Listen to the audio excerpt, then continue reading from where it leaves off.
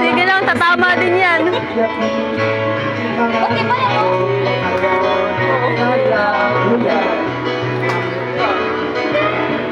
Bakit di natin pag-isipan ng nangyayari sa ating kapaligiran?